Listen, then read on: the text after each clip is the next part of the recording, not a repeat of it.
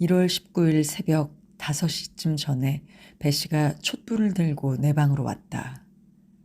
나는 그때 30분쯤 전에 일어나 얼굴을 씻고 창으로 스며드는 달빛에 옷을 갈아입고 있었다. 나는 그날 오전 6시에 집 앞을 지나는 역마차를 타고 게이츠헤드를 떠나게 되어 있었다. 일어난 것은 배씨 혼자였다. 나는 식사도 할 수 없었다. 배씨는 비스킷을 몇 장 싸서 나의 가방에 넣어 주었다. 그리고 내가 겨울 외투를 입고 보네트를 쓰는 것을 도와주었다. 그러고는 자기도 쇼를 뒤집어 쓰고 나와 함께 방을 나섰다. 안녕, 게이츠헤드. 홀을 지나 현관으로 왔을 때 나는 소리쳤다. 달이 져서 주위는 캄캄했다. 배씨 혼자 호롱을 들고 있었다. 나의 트렁크는 새끼를 감아 문 앞에 세워져 있었다. 이윽고 시계가 6시를 알리자 멀리서 마차의 바퀴 소리가 들려왔다. 내 필에 말이 끄는 마차가 문 앞에 멎었다. 차장과 마부가 빨리빨리 하고 크게 소리쳤다. 내 트렁크는 마차에 실리고 나는 배씨의 목에 매달려 키스를 하다가 떨어져야만 했다. 부탁해요. 조심해 주세요. 나를 차 안으로 안아 올리는 차장에게 배씨가 소리쳤다. 문이 닫히자 오케이 하고 부르짖는 소리가 나고 마차는 움직이기 시작했다. 이것으로 나는 배씨와 게이츠헤드를 작별했다. 미지의 나라, 먼 신비의 나라로 운반되어 갔다. 이 여행에 대해 나에게는 별로 특별한 기억이 없다. 알고 있는 것은 몇백 마일인지 알 수 없는 먼 길을 여행한, 그래서 몹시 지루했다는 것뿐이었다. 마차는 몇 개의 읍을 지나 그 중에 하나인 대단히 큰 읍에 정차했다. 승객은 내려 식사를 했다. 오후에는 비도 내리고 안개도 끼었다. 황혼 무렵에 마차는 어느 골짜기에 어두운 가로수길을 내려갔고 밤이 되자 나는 나무 사이를 세차게 부는 바람 소리를 들었다. 나는 잠이 들었으나 얼마 자지도 않아서 갑자기 마차는 멎고 나는 눈을 떴다. 역 마차의 문이 열리고 하녀 같은 여자가 거기에 서 있었다. 그 얼굴과 복장을 나는 램프빛으로 보았다. 여기 제인 에어라는 여자아이가 있습니까? 하고 그녀가 물었다. 나는 네, 여기 있어요. 대답했고 나는 곧 마차에서 내렸다. 트렁크도 내려졌고 마차는 순식간에 사라져 버렸다. 눈앞에 담이 보였고 거기에 문이 열려 있는 것이 희미하게 보였다. 나는 안내인을 따라 들어갔다. 나는 젖은 자갈길을 지나 현관으로 해서 건물 안으로 들어갔다. 하녀는 나를 난로가 있는 따뜻한 방으로 데리고 가서 나만 거기 두고 나가버렸다. 내가 언 손을 불에 쪼이는데 두 사람이 들어왔다. 먼저 들어온 사람은 검은 머리, 검은 눈, 하얀 피부, 넓은 이마, 키가 큰 부인이었다. 얼굴은 장중했고 모습은 단정했다. 이렇게 어린애를 혼자 보내다니. 이렇게 말하고 부인은 촛불을 테이블에 놓았다. 그녀는 잠시 동안 주의 깊게 나를 보고 있다가 이윽고 말했다. 곧 자게 하는 게 좋겠죠? 침대로 데리고 가기 전에 뭔가 저녁을 먹도록 해주세요, 미스 밀러. 그러고 나서 부인은 나의 볼을 상냥하게 흔들며 좋은 아이가 되세요. 했다. 그리고 미스 밀러에게 나를 딸려 보냈다. 그 숙녀는 29쯤 되어 보였다. 하지만 나와 같이 방을 나온 쪽은 그보다 몇 살 적어 보였다. 처음 여자는 목소리든 태도든 간에 나를 감복시켰다. 하지만 미스 밀러는 훨씬 평범했다. 그녀는 언제나 많은 일을 맡아 처리하듯이 걸음걸이도 동작도 몹시 바빠 보였다. 나는 그녀를 따라 정리가 잘 되지 않은 건물 안을 걸어갔다. 이윽고 좁다란 방으로 갔다. 거기서 많은 사람들이 떠들고 있었다. 거기에는 커다란 소나무 테이블이 두 줄로 놓여 있고 양 끝에 촛불이 한 개씩 켜져 있고 그것을 둘러싼 벤치에는 9살이나 10살에서 20살 정도까지의 소녀들이 앉아 있었다. 그녀들은 헤일 수 없이 많은 것 같았지만 사실은 80명을 넘지 못했다. 학생들은 전부 똑같게 기묘한 모양의 털옷을 입고 있었고 긴 삼배로 된 앞치마를 걸치고 있었다. 지금은 자습 시간으로 모두 내일 학과의 예습을 하고 있었다. 밀러는 문 가까운 벤치에 나를 앉으라 해놓고 방의 위쪽으로 가서 소리쳤다. 반장, 교과서를 모아서 치워요. 네 사람의 키 큰 소녀가 각기 다른 테이블로 가서 책을 거두어 치웠다. 밀러는 다시 명령했다. 반장, 저녁 식사를 가져와요. 키 큰 소녀들은 나가서 각기 쟁반을 들고 돌아왔다. 식사가 모두에게 분배되었다. 물을 마시고 싶은 사람은 한 잔씩 마셨다. 컵은 공용이었다. 내 차례가 와서 물을 마시기는 했지만 식사에는 손도 대지 않았다. 하지만 나는 그때 그것이 얇게 썬 귀리로 만든 케이크란 것을 알았다. 식사가 끝나고 밀러가 기도를 하고 학생들은 두 줄로 서서 2층으로 올라갔다. 나는 지쳐서 침실이 어떤 곳인지 알지도 못했다. 어렴풋이 안 것은 교실처럼 좁다란 방이라는 것뿐이었고 그날 밤만은 밀러와 같은 침대에서 자게 되었다. 그녀는 내가 옷 벗는 것을 도와주었고 눕자마자 오직 하나뿐인 촛불은 꺼졌다. 침묵과 암흑 속에서 나는 잠이 들었다. 눈을 떴을 땐 요란한 종이 울리고 있었다. 소녀들은 일어나 옷을 입고 있었다. 날이 아직 새지 않았기 때문에 방 안에 한두 개의 촛불이 켜져 있었다. 날씨는 몹시 추웠고 그래서 나는 떨면서 옷을 갈아입었다. 세면기가 비는 것을 기다려 세수를 했지만 방 한가운데의 세면대는 6명의 하나 꼴밖에 되지 않았으므로 여간에서 차례가 오지 않았다. 다시 종이 울리고 우리는 두 줄로 서서 계단을 내려 춥고 어둑하니 불이 켜진 교실로 들어갔다. 밀러가 기도를 인도했다. 각 학급별로 서세요.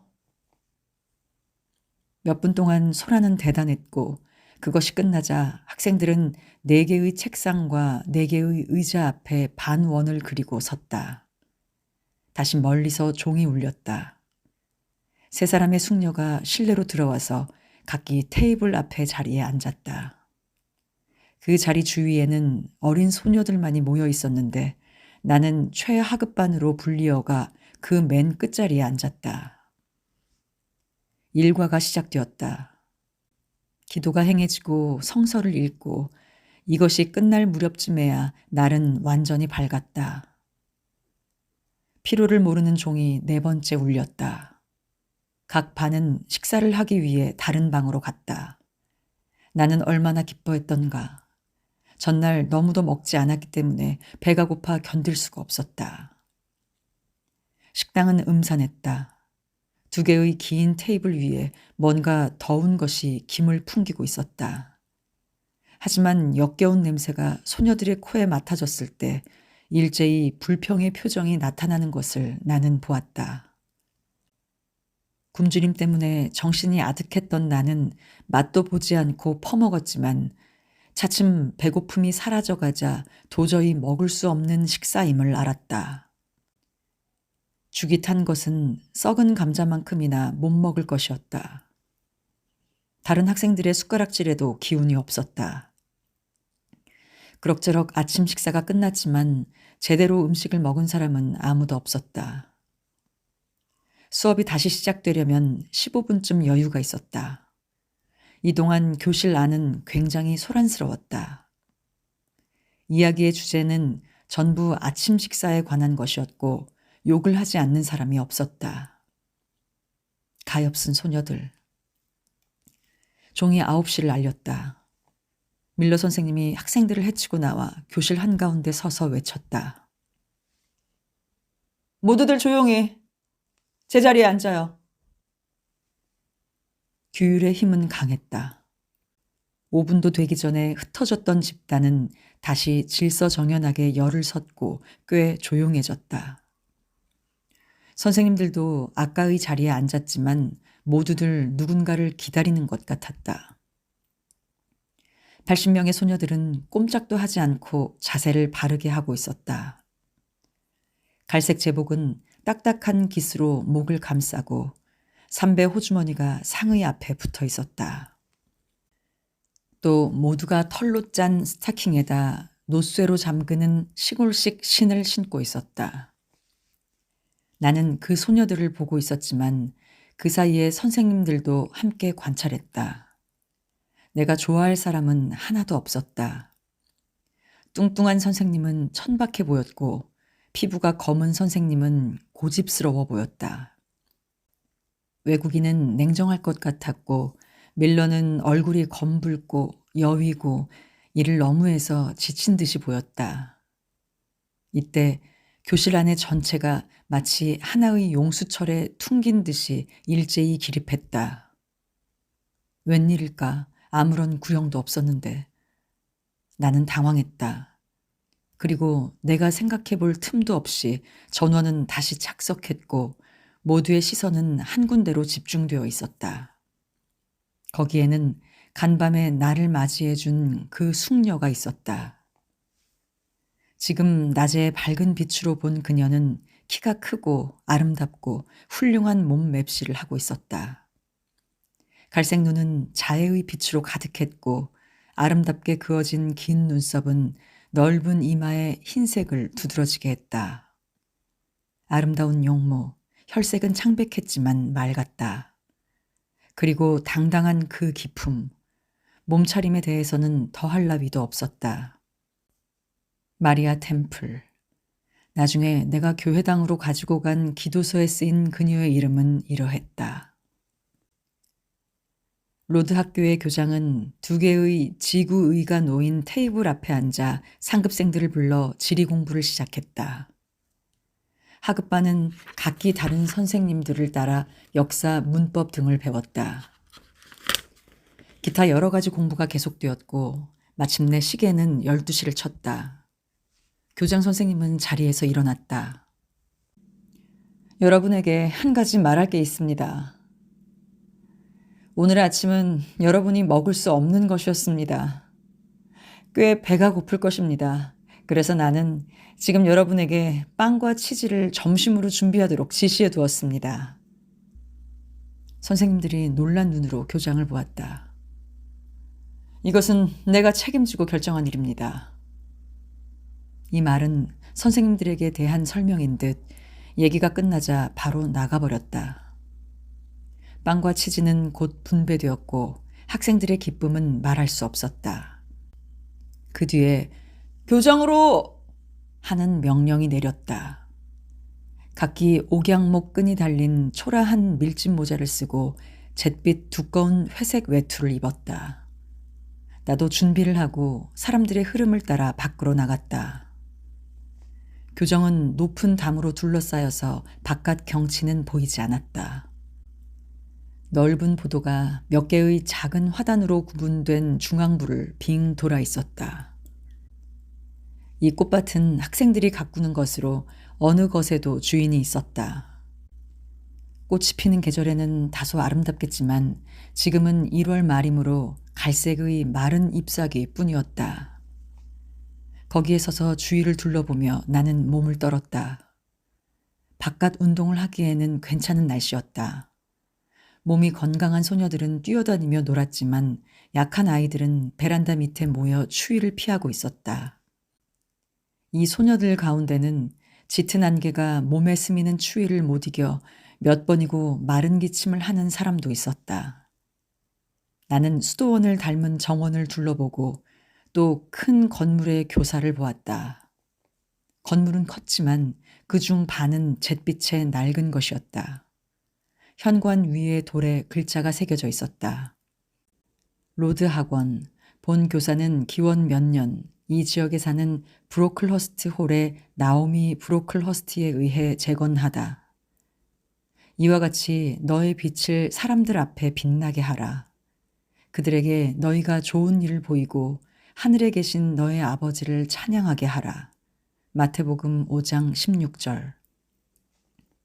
나는 이 말을 몇 번이나 되풀이해서 읽었으나 그 뜻을 완전히 이해할 순 없었다.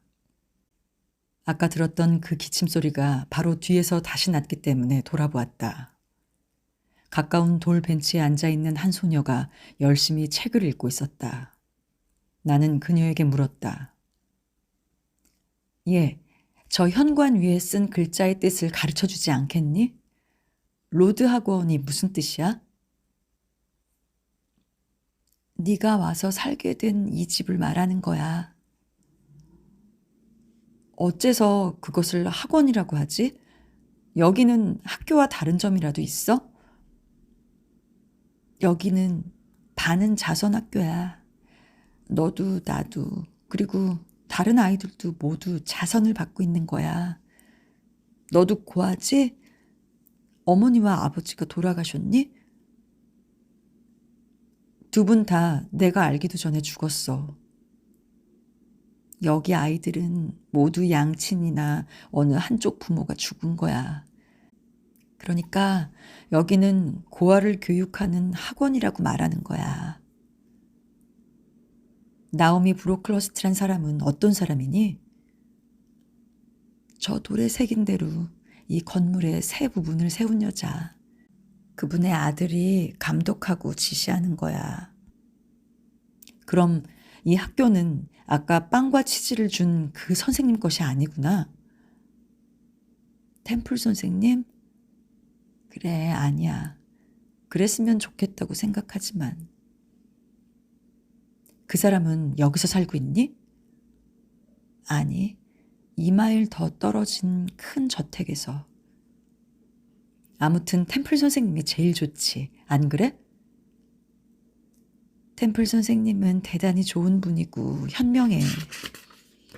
그분은 다른 선생님과는 달라. 뭐든지 잘 아시니까.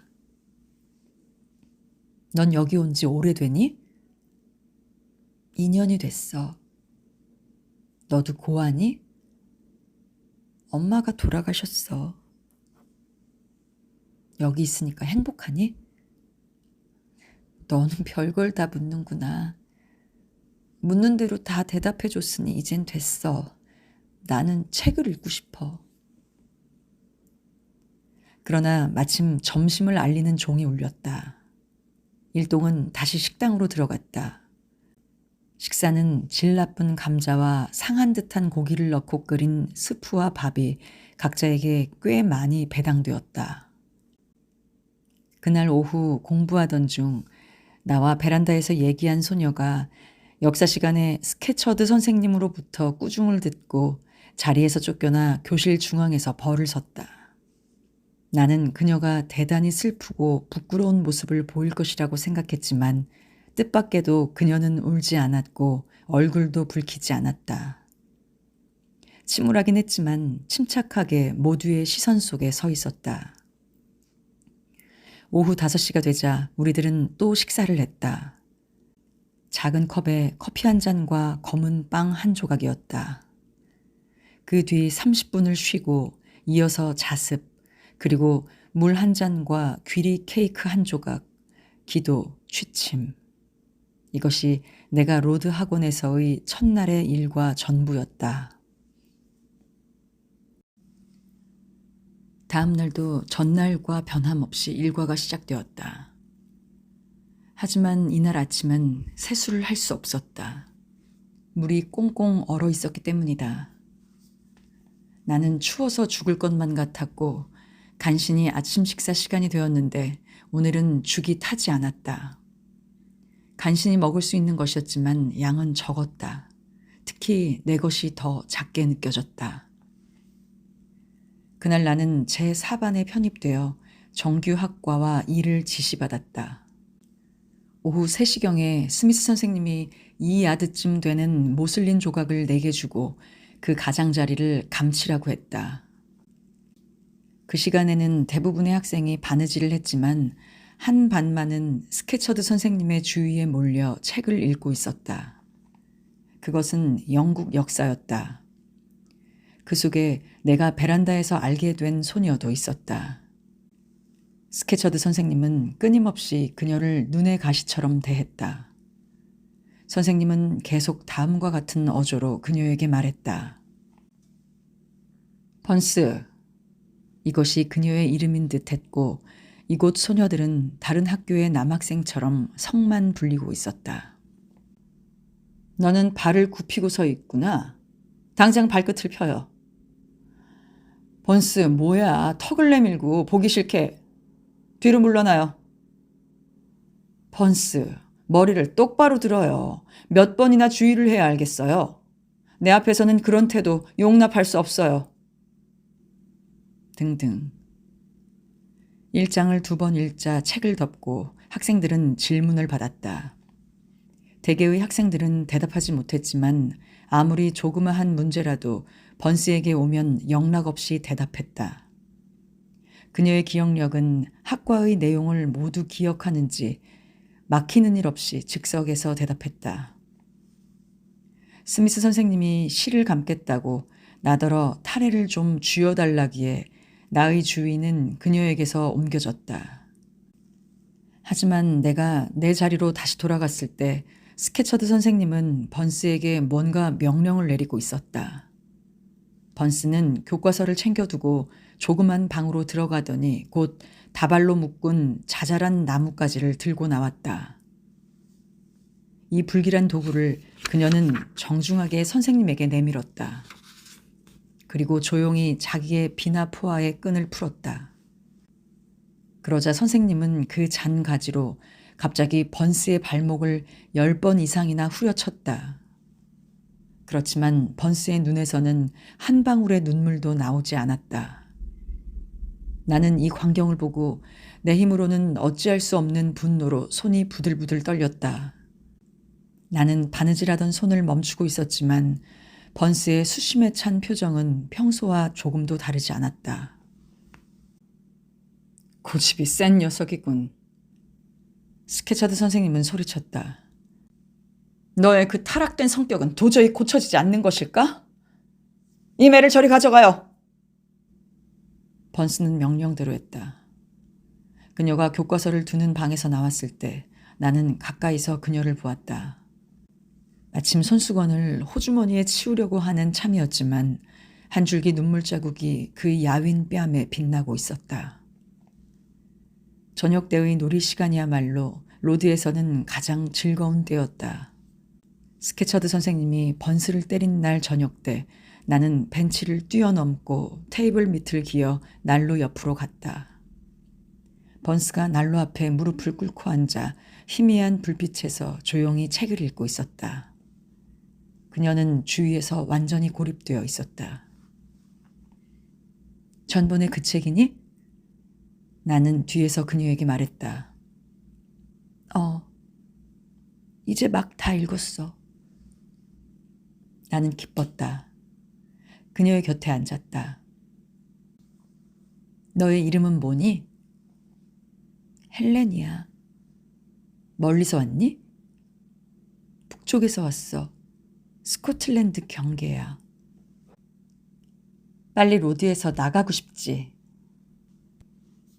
아니, 왜 그렇게 생각하니? 나는 교육을 받기 위해 로드에 들어온 거야. 그 목적을 이룰 때까지는 나가도 소용이 없어. 하지만 스케처드 선생님은 너를 심하게 괴롭히잖아. 괴롭혀? 그런 일은 없어. 선생님은 엄격해. 나의 결점을 싫어하시는 것뿐이야. 내가 너라면 그 선생님을 싫어할 거야. 반항할 거야. 만일 그 회초리로 나를 때리면 나는 빼앗아 버리겠어. 그리고 보는 데서 매를 분질러 버릴 거야. 너는 아마 그러진 않겠지만 만일 한다고 하면 브로클러스트 씨가 학교에서 너를 쫓아버릴 거야. 그렇게 되면 너의 친척은 아마 슬퍼하겠지. 자기와 관계 있는 사람들에게 나쁜 영향이 미칠 것 같은 짓을 하기보다는 자기만이 괴로움을 참는 편이 훨씬 좋아. 성서에도 악을 대할 때는 선으로 하라고 하셨잖아. 하지만 막대로 얻어맞거나 모두가 보는 앞에서 교실 복판에 세워지는 것은 부끄러운 일이야. 거기다 너는 크잖아. 나는 너보다 훨씬 작지만 도저히 참을 수 없을 것 같아. 그래도 피할 수 없을 때는 참는 것이 임무이지. 참는 것을 요구받는 것이 자기 운명인데도 그것을 참지 못한다는 것은 약한 인간, 어리석은 인간이 하는 짓이야. 이런 말은 잘 이해가 안 되어서 나는 이상한 기분으로 그녀의 말을 들었다. 나는 이 인내에 대한 설명이 이해되지 않았지만 나는 헬렌 번스가 눈에 보이지 않는 지혜의 빛으로 사물을 생각하고 있음을 깨달을 수 있었다. 너는 결점이 있다지만 그게 도대체 뭐니? 겉으로만 판단하지 말고 냉철하게 자세히 봐. 나는 스케쳐드 선생님의 말대로 제멋대로야. 물건 하나 제대로 챙길 줄 몰라. 언제나 규칙을 잊어버려. 이런 일들이 선생님의 눈에 거슬리는 거야. 템플 선생님도 스케쳐드 선생님처럼 너에게 엄격하니? 템플 선생님이란 말을 듣자 그녀의 우울했던 얼굴에 미소가 떠올랐다. 템플 선생님은 참으로 좋은 분이야. 누구에게나 엄격히 하기가 곤란한가 봐. 선생님은 나의 잘못도 아시고 상냥하게 주의해 주셔. 그리고 조금이라도 칭찬받을 일이 있으면 아낌없이 칭찬해 주시는 거야. 나의 결점만은 나쁜 성질의 좋은 증거 한 가지는 그 선생님이 그처럼 조용히 올바르게 가르쳐 주시는데도 결점을 고칠 수 없는 거야. 선생님의 칭찬은 나로서는 대단히 중요하지만 앞일을 생각할 자극이 되지 못해. 조심한다는 것은 무척 쉬운 일인데 너에게는 쉽겠지. 오늘 아침에도 내가 수업을 받는 것을 보니 밀러 선생님이 학과를 설명하고 너에게 질문하는 동안 너는 조금도 마음이 흩어지지 않았어. 하지만 나는 계속 다른 것만 생각해. 스케쳐드 선생님의 얘기를 들으면서도 결국은 무슨 소린지 꿈 같은 생각이 들 때가 많아. 하지만 오늘은 잘 대답하던데? 그건 우연이야. 오늘 배운 것은 전에 내가 흥미를 가졌던 거야. 템플 선생님에게 배워도 너는 역시 다른 걸 생각하니? 아니, 그렇진 않아. 템플 선생님은 대개 내가 생각하는 것보다 새로운 것을 얘기해. 그분이 사용하는 언어는 어쩐지 내게 딱 맞는 것 같고 얘기해 주는 것도 마침 내가 알고자 하는 그런 것일 때가 많아. 그래, 그럼 템플 선생님의 시간에는 너는 좋은 학생이니? 그래, 그것도 내가 그렇게 되려고 하는 게 아닌데 말이야. 나는 조금도 힘을 들이지 않아. 내 멋대로 하는데도 그래. 그런 학생은 특별히 칭찬받을 건덕지도 없는데. 아니, 참으로 훌륭해. 너는 너에게 잘해주는 사람에게는 잘하고 있는 거야. 아무 짓도 하지 않았는데 때리거나 하면 이쪽도 당연히 흥분하지. 상대가 나를 다시는 때리지 못하도록 호두에게 때려주는 거야. 좀 더 크면 생각이 달라질 거야. 다만 그랬으면 좋겠어. 지금은 어리고 교육이 모자라니까 도리가 없지 뭐. 하지만 나는 이런 생각이 들어, 헬렌. 내가 아무리 마음에 들려고 애를 써도 나를 미워하는 사람은 나도 그를 미워해야 해. 벌을 받을 이유도 없는데 벌을 받으면 저항해야 된다고 생각해. 이교도나 야만인은 그런 생각을 갖고 있어. 하지만 크리스찬이나 문명국의 국민은 그런 것을 인정하지 않아. 어째서 그런지 난 모르겠어. 신약 성서를 읽어봐. 그리스도가 하신 말, 하신 일을 잘 생각해봐. 그리스도의 말을 규칙으로 삼고 그리스도의 행함을 본보기로 삼아봐. 그리스도가 뭐라고 하셨는데? 너의 원수를 사랑하고 너희를 저주하는 자를 축복하라. 너희를 미워하고 너희를 천하게 부리는 자에게 선을 행하라. 그럼 나는 리드 부인을 사랑해야겠구나. 그렇지만 그렇게는 못해. 존 리드를 축복해야 되겠지만 그것은 불가능해. 이번에는 헬렌 번스가 나에게 물었다. 그래서 나는 주저없이 나의 괴로운 생각, 원한 같은 것을 내 나름대로 공개했다. 흥분하면 신랄하고 혹독해지는 나는 내가 느낀 그대로 마구 해대었다.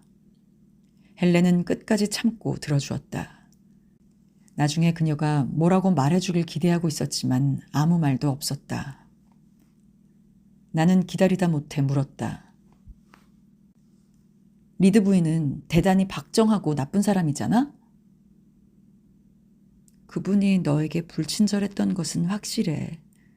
그 이유는 스케쳐드 선생님이 내 성격을 좋아하지 않듯이 너의 성질을 좋아하지 않기 때문이야. 하지만 그분이 한 말이나 행동을 너는 어쩌면 그렇게도 자세하게 기억하지?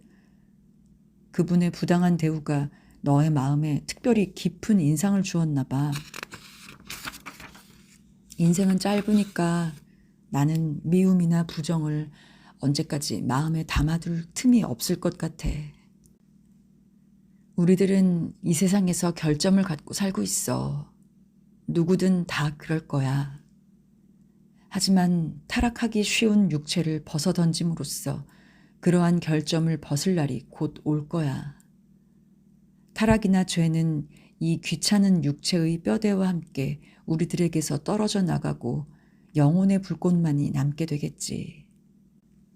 조물주가 만들 때 인간에게 불어넣은 순수 그대로를 가진 생명과 사상의 불멸의 원리, 그것만이 남게 돼. 그것에 대해 누구로부터 배운 것이 아니고 누구에게든 얘기한 적이 없지만 나는 이 믿음을 기꺼이 지키고 있어. 왜냐하면 그것은 모든 인간에게 희망의 손길을 뻗치고 영원을, 공포도 지옥의 심연도 아닌 하나의 인식, 말하자면 멋진 삶의 터전으로 하는 거야. 또한 이 믿음 덕분에 나는 죄인과 그 죄를 확실히 구분할 수 있어. 나는 진심으로 죄는 미워하되 그 사람은 미워하지 않아.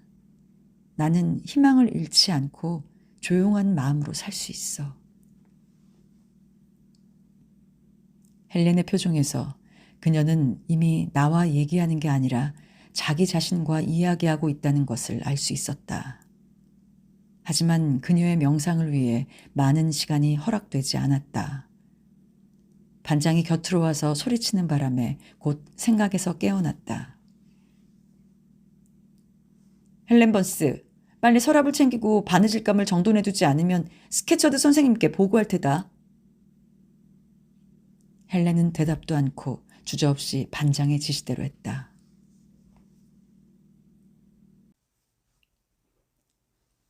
로드에서의 최초 4년 반은 내게 있어서 한 시대처럼 길게 느껴졌다.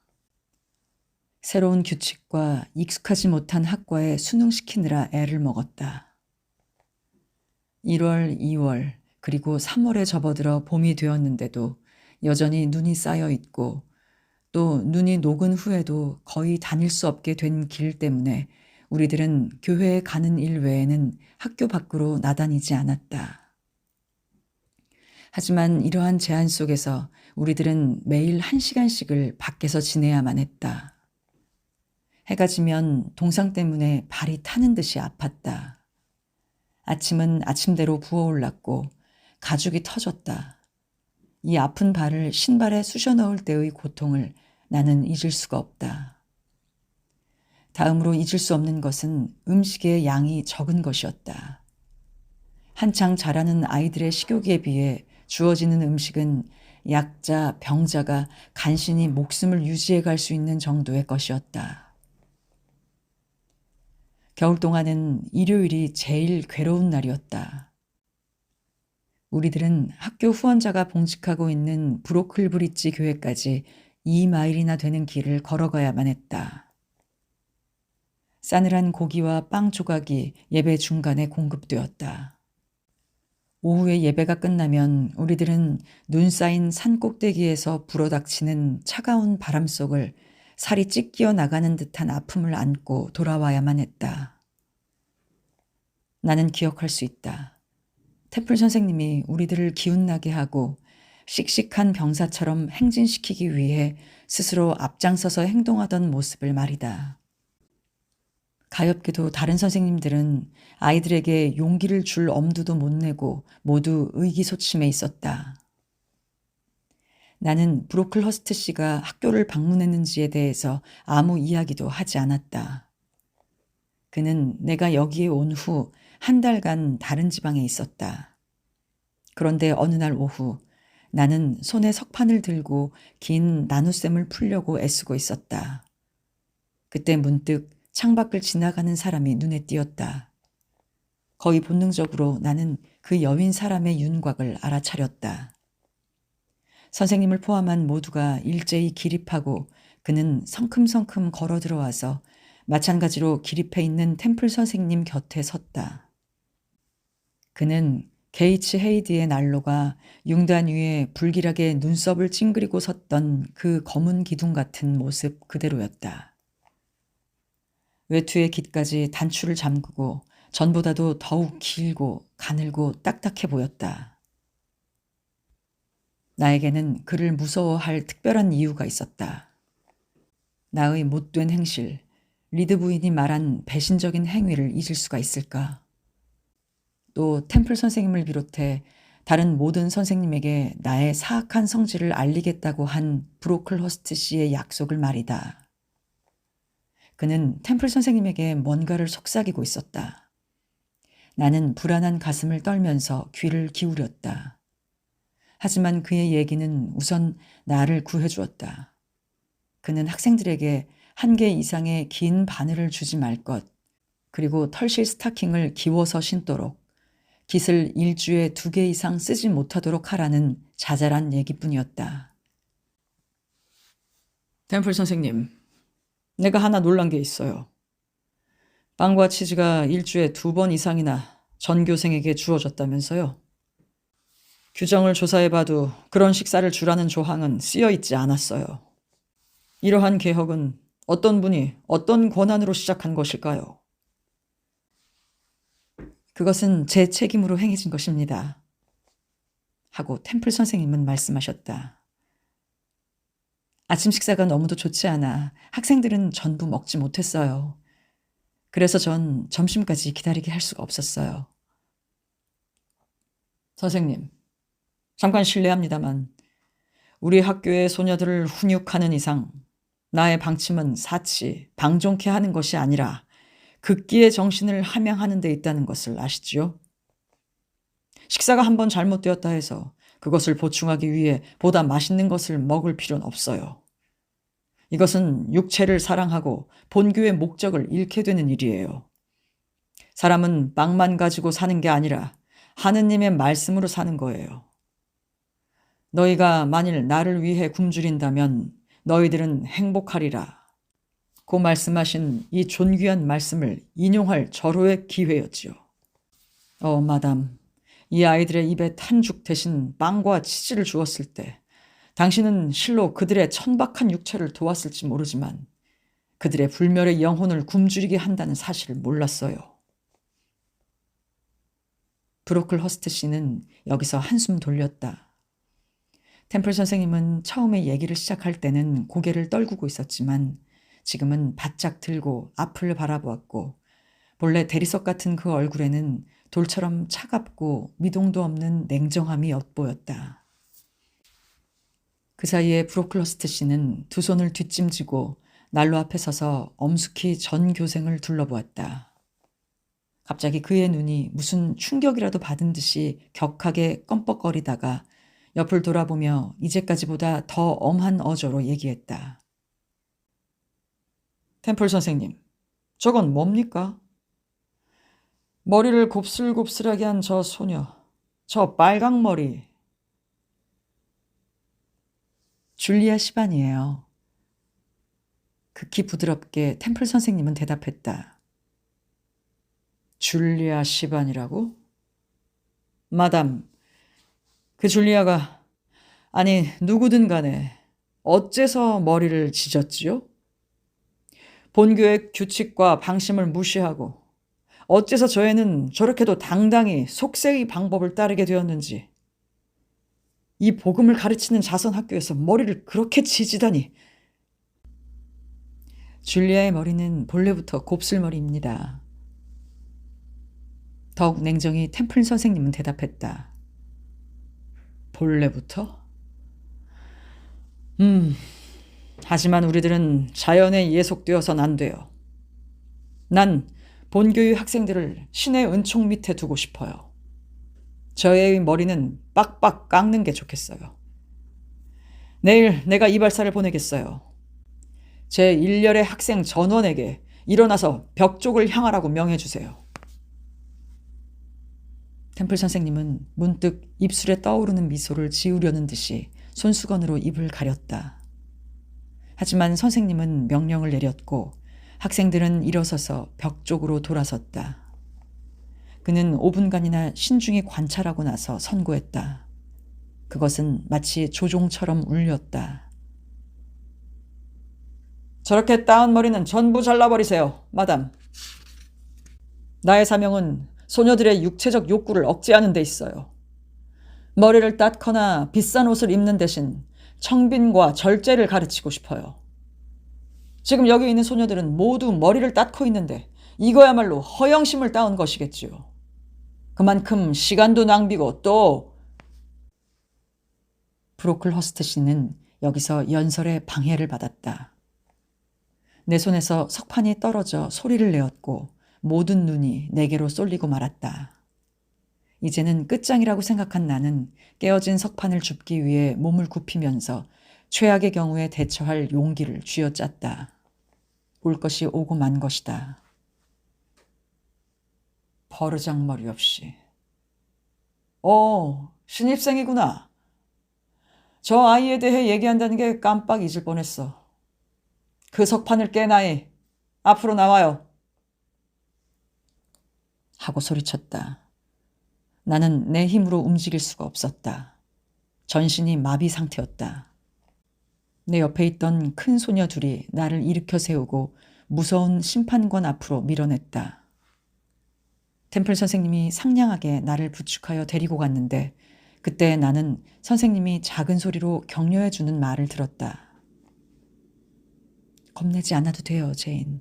잘못했다는 것을 알고 있으니까 벌을 받진 않을 거야. 이 상냥한 말은 단검처럼 나의 심장에 꽂혔다. 앞으로 1분만 지나면 템플 선생님도 나를 위선자로서 경멸할 거야 하고 나는 생각했다. 순간 리드와 브로클러스트 일당에 대한 분노가 가슴에 치밀었다. 나는 헬렌 번스가 아니었다. 그 의자를 이리 가져와 하고 브로클러스트 씨가 무척 높은 의자를 가리켰다. 거기 앉았던 반장이 의자를 갖다 놓았다. 그 아이를 거기다 앉혀요. 누가 나를 앉혔는지 나는 알지 못한다. 나는 자세한 일을 기억할 상태가 아니었다. 내가 기억하는 것은 내가 브로클러스트 씨의 코 높이까지 들어 올려졌다는 것. 그가 내게서 1야드도 떨어지지 않는 곳에 있다는 것 뿐이었다. 브로클러스트 씨가 기침을 했다. 템플 선생님, 그리고 교사 여러분, 아울러 학생 여러분, 이해가 보입니까? 이해가 아직 어리다는 것은 보는 바와 같습니다. 보기에 따라서는 보통 아이들과 같습니다. 신은 자비롭게도 우리와 똑같은 모습을 이 아이에게도 주셨습니다. 악마가 진작부터 이 아이를 발견하리라고는 누가 생각하였겠습니까? 이것은 슬프고 염스러운 일입니다. 왜냐하면 하느님의 아기 양이어야 할 이 아이가 실로 놀랍게도 몰래 숨어온 이방인이라는 것을 알려야 하는 것이 내 의무이기 때문입니다. 여러분은 이 소녀를 경계해야 합니다. 이해의 본을 봐선 안 됩니다. 필요하다면 이해와 사귀지도 말고 놀지도 말며 따돌려버리는 게 좋겠습니다. 선생님들은 이해에게서 눈을 떼지 마십시오. 이 아이의 행동에 주의하고 말을 음미하고 이 아이의 영혼을 구하기 위해 육체를 벌주세요. 이 아이는 그리스도교의 나라에 태어났으면서도 이 교회의 아이 못지않는 거짓말쟁이에요. 이 얘기를 나는 이 아이의 은인으로부터 들었어요. 대단히 자비로운 그 숙녀는 고아가 된 아이를 친자식처럼 길렀어요. 그런데도 이 아이는 그 은혜를 몰랐어요. 그래서 우리 학교로 보내진 것이에요. 여러 선생님, 그리고 교장 선생님, 부탁인데 이 아이로 하여금 주위에 물이 썩지 않도록 해주세요. 연설을 마치자 브로클러스트 씨는 긴 외투의 맨 위에 단추를 잠그고 템플 선생님에게 인사하고 유유히 방을 나갔다. 문께에서 돌아보며 나의 재판관은 말했다. 그 아이는 앞으로 반 시간 거기 세워두세요. 그리고 오늘 하루 누구든 그애 하고 말을 하지 않도록. 이리하여 나는 의자 위에 그대로 서 있었다. 교실 한복판에서 벌을 받는 것조차 부끄럽다고 말한 내가 지금 오욕의 대좌 위에 그대로 서 있었다. 이때 나의 심정은 말로 다 표현할 수 없었다. 아이들은 모두 자리에서 일어났고 나는 목이 막혀 숨이 넘어갈 것만 같았다. 이때 한 소녀가 내 곁을 지나갔다. 그녀는 지나가면서 나를 쳐다봤다. 이상한 빛이 그 눈에서 빛났다. 이 새로운 감정이 나를 얼마나 용기 있게 하였던가. 나는 병적인 감정을 억제하고 의자 위에 똑바로 서 있었다. 헬렌 번스는 스미스 선생님에게 재봉에 대해 뭔가 질문을 하고 돌아가면서 또 나를 보고 웃었다. 아, 그 웃음. 나는 지금도 그 웃음을 잊지 않고 있으며 그거야말로 구원된 지성, 실로 용기 있는 웃음이었다는 것을 알고 있다. 5시가 되었다. 학과는 끝났고 모두 식당으로 가버렸다. 나는 의자에서 내려왔다. 나는 마루구석에 가서 앉았다. 그때까지 나를 지탱해온 마력은 약해지고 마침내 울고 말았다. 나는 혼자서 눈물로 마루를 적셨다. 나는 로드에서 착한 아이가 되자 이것도 하고 저것도 하자고 생각했다. 많은 사람과 친해지고 존경과 사랑도 받고 싶었다. 나는 눈에 보이게 진보했었다. 나는 마침 그날 클래스의 제일 높은 자리로 오른 것이다. 밀러 선생님은 열심히 나를 칭찬해 주셨고 템플 선생님도 칭찬의 미소를 보여주셨다. 내가 만일 앞으로 2달만 이토록 노력한다면 선생님이 스스로 그림과 프랑스어를 가르쳐 주겠다고 약속해 주셨다. 나는 학생들과도 잘 사귀었다. 그런데도 이토록 슬픈 일이 생기다니 죽고만 싶었다. 흐느껴 울고 있자니까 누군가 다가왔다. 헬렌 번스가 커피와 빵을 가지고 왔다. 자, 뭔가 먹어야지. 하고 그녀는 말했다. 나는 흥분을 가라앉힐 수가 없어서 소리내어 울었다. 헬렌은 내 곁에 앉아 두 팔로 무릎을 쌓아안고 머리를 무릎 위에 얹고 말없이 나를 보고 있었다. 마침내 내가 먼저 입을 열었다. 헬렌, 넌 어째서 모두가 거짓말쟁이라 생각하는 내 곁에 오는 거니? 모두라고? 예, 그건 아니야. 아마 이 학교 안에서 한 사람도 너를 경멸하지 않을 거야. 많은 사람들이 너를 가엾다고 생각할 거야. 브로클러스트 씨가 그런 말을 했는데 어째서 나를 가엾다고 생각하지? 그 사람은 아무도 좋아하지 않아. 만일 그가 너를 추켜 세우기라도 했다면 말은 않지만 모두들 너를 무시하겠지. 그 반대 힘으로 너에게 동정하고 있는 거야. 그리고 제인 하고 말하다가 그녀는 말을 더듬었다. 뭐야, 헬렌? 그녀는 내 손을 쓸어주면서 말을 계속했다.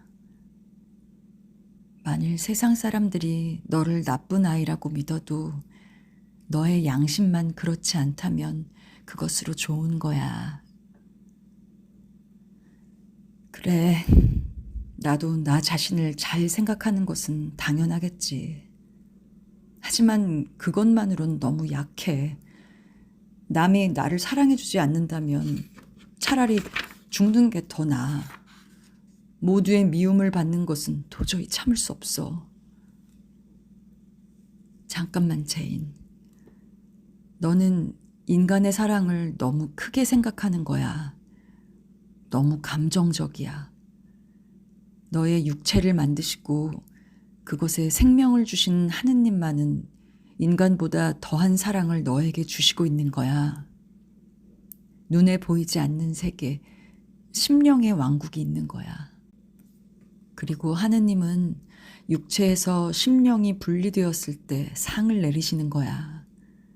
그러니까 우리들의 생은 빨리 끝나야 하고 죽음이야말로 행복과 영광의 입구가 되는 거야. 슬픔이나 괴로움에 져서는 안 될 거야. 나는 가만히 있었다. 헬렌은 나의 마음을 가라앉게 해준 것이다. 하지만 헬렌이 가져다 준 그 고요함에는 말할 수 없는 슬픔이 담겨 있었다. 이야기를 끝내자 그녀는 다소 호흡이 빨라졌고 가벼운 기침을 했다. 헬렌은 나를 자기 쪽으로 끌어당겨 그대로 말없이 앉아 있었다. 어느새 달이 떠 있었다. 그 달빛이 누군가 새로 다가오는 사람을 비쳤다. 헬렌과 나는 그것이 템플 선생님임을 알았다. 너를 찾으러 왔어요. 제인이에요. 하고 템플 선생님이 말했다. 내 방으로 와요. 헬렌 번스, 너도 같이 와요. 선생님의 방에는 따뜻하게 불이 피워져 있고 무척 기분이 좋아 보이는 방이었다. 템플 선생님은 헬렌 번스에게 의자에 앉으라고 권하고 자기도 의자에 앉아 나를 불렀다. 이제 다 끝났니? 나의 얼굴을 내려다보며 선생님은 물었다. 울 만큼 실컷 울어서 슬픔은 잊었어요? 아니, 잊을 것 같지도 않아요. 어째서? 난 잘못이 없어요. 하지만 선생님도 다른 사람들도 지금은 나를 나쁜 아이라고 생각할 거예요. 제인, 우리들은 말이야. 네가 어떤 아이인지 알 수 있도록 자연스럽게 너를 보는 거야. 하고 선생님은 나를 안아주었다. 너의 은인이란 사람은 어떤 사람이니? 리드 부인이에요. 저의 외숙모예요. 외삼촌이 돌아가실 때 날 부인에게 부탁했어요. 그럼 부인은 자기 생각으로 너를 맡은 게 아니었구나? 네. 그분은 날 기르기를 싫어했어요. 하지만 외숙은 부인으로 하여금 나를 기르겠다는 약속을 하게 했어요. 제인, 잘 들어. 너의 재주껏 너를 변호해봐요. 다만 쓸데없이 과장해선 안 돼요. 나는 되도록이면 소극적으로, 되도록이면 정확하게 얘기했다. 그리고 로이드 씨에 대한 얘기도 했다. 그것은 도저히 잊어버릴 수 없는 저 붉은 방을 얘기하기 위해서였다. 이 얘기를 할 때 나는 흥분한 나머지 다소 격했다. 도리가 없는 일이었다. 아무튼 얘기는 끝이 났다. 템플 선생님은 몇 분 동안 말없이 나를 보고 있었다. 로이드 씨는 나도 다소 알고 있어요. 난 그 사람에게 편지를 쓰죠. 그분의 회답이 너의 얘기와 일치한다면 너는 결백해지는 거예요. 내게는 이미 결백해졌지만 말이야. 선생님은 나에게 키스하고 이번에는 헬렌 번스와 얘기를 시작했다. 헬렌, 오늘 밤은 기분이 어떻니? 오늘도 기침이 많이 났어? 그렇진 않았어요. 가슴이 아픈 것은? 좀 덜한 것 같았어요. 선생님은 헬렌의 맥을 짚어보았다. 선생님은 낮게 한숨을 쉬었다. 잠시 생각에 잠겼다가 스스로 마음을 달래듯이 밝은 목소리로 말했다. 자, 그건 그렇고 너희들은 오늘 밤 손님으로 왔으니까 내가 대접을 해야지. 배를 눌러 한여에게 3인분의 차를 가져오라고 했다. 쟁반은 바로 나왔다. 그 찻그릇의 아름다움. 하지만 토스트는 슬프게도 너무 작았다. 템플 선생님도 그 눈치를 채셨다. 봐봐라. 버터 바른 빵을 좀 더 가져올 수 없니? 세 사람 몫으로는 너무 작아요. 바바라는 나갔다가 곧 돌아와서 말했다. 템플 선생님, 하이든 부인은 평소의 분량대로 다 드렸다는데요. 하이든 부인은 브로클허스트 씨 편이다. 아, 그럼 됐어. 템플 선생님은 대답했다. 하녀가 나가자 선생님은 미소하며 말했다. 마침 잘 됐어. 오늘 밤은 내 손으로 모자라는 부분을 보충할 수 있어요. 헬렌과 나를 테이블 곁으로 부르고 차와 한 조각의 엷은 토스트를 놓고 서랍을 열더니 커다란 케이크를 꺼냈다. 돌아갈 때 선물로 주려고 했지만 토스트가 너무 작으니까 지금 이걸 들어요. 선생님은 케이크를 잘랐다. 우리들은 그날 밤 얼마나 맛있게 그것을 먹었는지 모른다.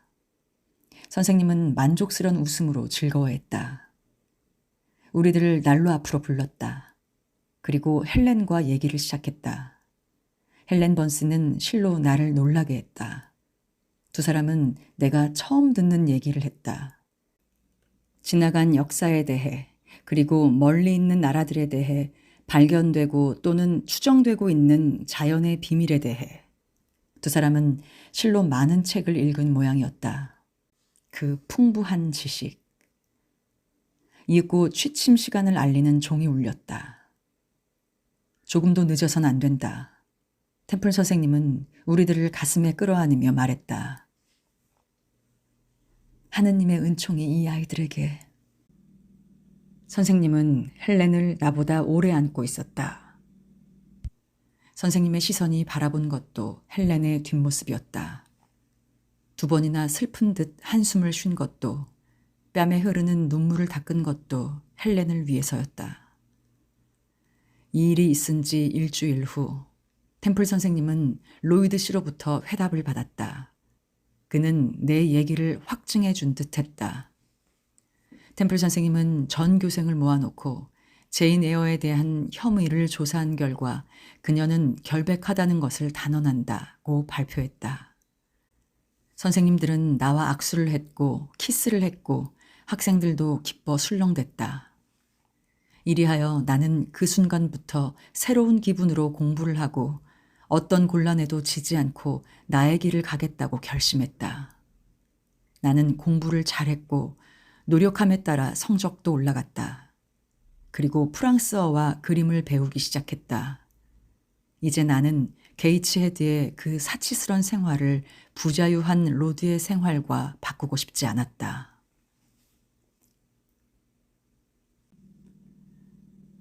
로드에서 불편함이나 괴로움은 차츰 사라지고 어느덧 봄이 다가왔다.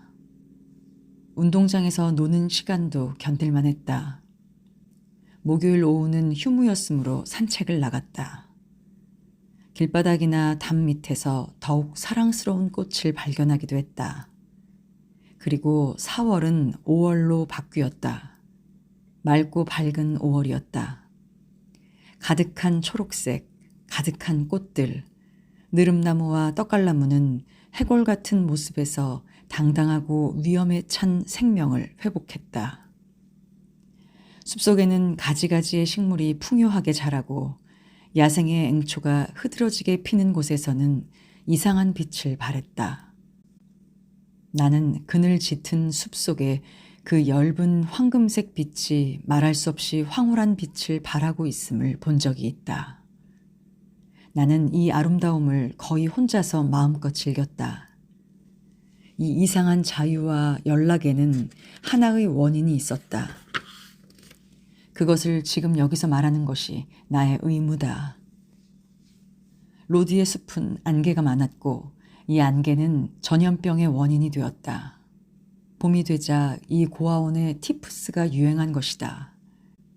그리고 5월이 되기 전에 학원은 병원으로 바뀌어 버렸다. 80명의 소녀들 중 45명이 한꺼번에 걸렸다. 걸리지 않은 학생에게는 거의 무제한으로 자유가 용납되었다. 이러한 학생을 감시하거나 억제하는 사람은 아무도 없었다. 템플 선생님은 병실에서 살았고 또 교사들은 건강한 학생들을 맡아줄 친척이나 친구들을 수소문했다. 그리고 이러한 학생들을 출발시키기 위해 선생님들은 바빴다. 전염병이 이처럼 로디에 정착했고 죽음의 그늘이 차츰 짙어갔고 참담과 공포가 지배했고 모든 방과 복도에 병원 특유의 냄새가 났다. 이런 중에도 7월의 햇살은 언덕이나 숲 위에 밝게 내리쪼이고 있었다. 학교의 뜰도 꽃으로 장식되었다. 이러한 향기로운 꽃들도 가끔 관 속에 넣어지는 것 외에는 아무런 소용도 없었다. 하지만 나나 다른 아이들은 이 지방의 아름다움을 마음껏 즐겼다. 집시처럼 아침부터 밤까지 헤맸다.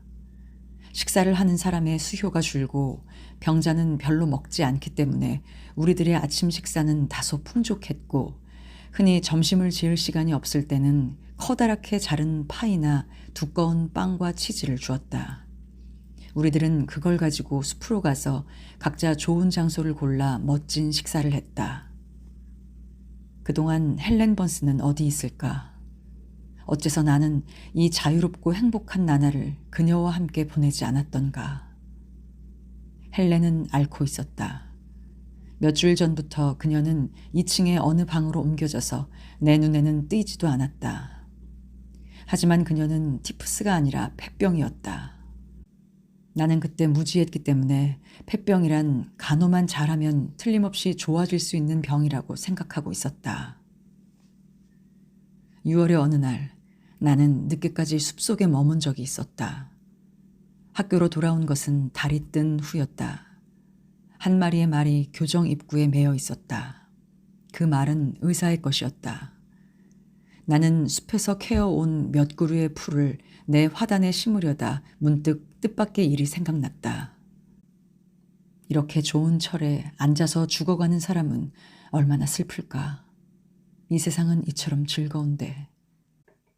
여기서 불리워져 어딘지도 모를 곳으로 가야 한다는 것은 무척 괴로운 일일 거야. 이때 나는 처음으로 천국과 지옥에 대해 이해하려고 노력했다. 마침 현관이 열리고 의사 베이드 선생님이 나왔다. 한 사람의 간호사가 따르고 있었다. 선생님이 말을 타고 가버리자 간호사가 문을 닫으려 했다. 나는 그녀 곁으로 달려갔다. 베이드 선생님은 헬렌을 보러 오셨나요? 선생님은 뭐라고 하셨어요? 이제 여기서 오래 있지는 못할 거라고 하셨어. 이 말을 내가 어제 들었다면 그녀가 고향으로 돌아가나 보다고 생각했을 것이다. 하지만 나는 그 말의 뜻을 순간적으로 알았다. 헬렌은 이제 이 세상에 얼마 있지 못하는 것이다. 나는 확실히 이해했다. 공포에 가슴이 저리고 무서운 슬픔으로 몹시 떨렸다. 나는 꼭 헬렌을 만나야 되겠다고 생각했다. 그녀가 어느 방에 누워 있는지를 물어보자 템플 선생님의 방이야 하고 그녀가 대답했다. 소등 뒤 2시간가량 되었을까? 아마 11시가 가까웠을 것이다. 나는 잠들 수가 없었다. 몰래 일어나 잠옷 위에 웃옷을 걸치고 맨발로 침실을 기어 나갔다. 하나의 계단을 내려 아래층을 통과하고 2개의 문을 지나 간신히 또 하나의 계단에 도착했다. 그것을 오르자 정면에 템플 선생님의 방이 있었다. 방문은 조금 열려 있었다. 환기를 위해 그렇게 한 것 같았다. 나는 문을 밀치고 헬렌을 찾았다. 템플 선생님의 침대 곁에 흰 커튼으로 반은 가려져 조그만 침대가 놓여 있었다. 헬렌의 얼굴은 커튼에 가려 보이지 않았다. 뜰에서 나와 얘기했던 간호사가 안락 의자에 앉은 채 자고 있었다. 헬렌! 하고 나는 커튼 밖에서 속삭였다. 그녀는 스스로 커튼을 젖혔다. 창백하고 여윈, 하지만 조금도 흐트러지지 않은 그녀의 얼굴이 보였다. 그녀의 표정이 변하지 않았기 때문에 나의 불안은 순식간에 사라졌다. 어머, 제인, 너였니? 평상시에 상냥한 목소리였다. 나는 생각했다. 헬렌은 죽지 않아. 모두가 착각을 하고 있어. 만일 죽는다면 이렇게 침착할 수도 없고 얘기도 못할 거야. 나는 침대로 가서 그녀에게 키스했다. 그녀의 이마는 차가웠고 손도 목도 여위어 있었다. 하지만 그녀는 전과 마찬가지로 미소 지었다. 어떻게 여기 왔니, 제인? 벌써 11시가 넘었어. 너를 만나러 왔어. 네가 몹시 아프다길래 잠을 잘 수가 없었어. 그럼 나한테 이별하러 왔구나. 마침 시간이 맞았어요. 어디 가니, 헬렌? 집으로 가니? 나의 영원한 집, 최후의 집으로. 싫어, 헬렌. 나는 슬픔 때문에 말도 나오지 않았다. 제인, 너 맨발이구나. 이리 올라와. 이불을 덮어. 그녀는 나를 안았고 나는 그녀에게 착 달라붙었다. 오랜 침묵 뒤에 그녀는 다시 속삭였다. 나는 참 행복해, 제인. 그러니까 내가 죽었다는 말을 듣더라도 슬퍼하지 마라. 우리들은 언젠가 죽어야 하고 내 병은 괴롭지가 않아. 내 마음은 평안해. 나를 아깝게 생각하는 사람도 없고 아버지가 계시지만 재혼을 했으니까 그리 슬퍼하지도 않을 거야. 하지만 넌 어디로 가려는 거지? 그걸 알고 있어? 믿고 있는 거야. 나에게는 신앙이 있어. 그래서 나는 하느님 곁으로 가는 거야. 하느님은 어디 계셔? 하느님이란 어떤 분이야? 나를 만드신 분, 그리고 너도. 하느님은 자기가 지으신 것을 멸망시키지 않아요. 나는 뭐든지 하나님의 힘에 맡기고 있어요. 헬렌, 넌 정말 천국이 있다고 생각하니? 반드시 있다고 생각해. 하느님은 신이야. 나는 하느님을 사랑하고 하느님도 나를 사랑하셔. 그럼 내가 죽으면 너를 만날 수 있니? 너도 마찬가지로 행복한 나라로 올 거야. 역시 전능하신 하느님이 맞이해 주실 거야. 나는 헬렌에게 바짝 안겼다. 헬렌은 이제까지보다 더 사랑스러웠고 그녀를 잃어버리기가 싫었다. 이윽고 그녀는 더없이 아름다운 어조로 말했다. 아, 나 기분이 참 좋아. 어째 잠이 올 것 같아.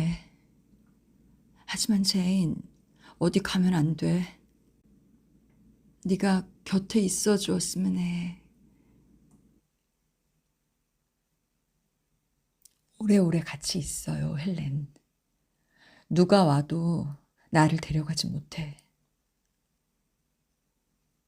너 따뜻하니? 잘 자, 제인. 잘 자, 헬렌. 내가 눈을 떴을 때는 낮이었다. 간호사가 나를 안고 기숙사 쪽으로 가고 있었다. 나는 몰래 헬렌에게 간 것으로 꾸중듣지는 않았다. 그때는 내가 여러 가지로 물어도 아무 설명도 해주지 않았다. 하지만 한 이틀 뒤에 나는 비로소 사정을 알았다. 템플 선생님이 새벽에 자기 방으로 돌아와 보니 내가 헬렌과 같이 자고 있더란다. 그때 나는 얼굴을 헬렌의 어깨에 얹고 팔로 그녀의 목을 안고 있었다고 한다. 나는 자고 있었고 헬렌은 죽어 있었다. 헬렌의 무덤은 브로클허스트 교회의 묘지에 있다. 그녀가 죽은 지 15년. 거기는 잡초가 무성한 흙 무덤에 불과했다. 그러나 지금은 그녀의 이름과 함께 나 다시 태어나리라 는 말을 새긴 잿빛 대리석이 그 자리를 말해주고 있었다.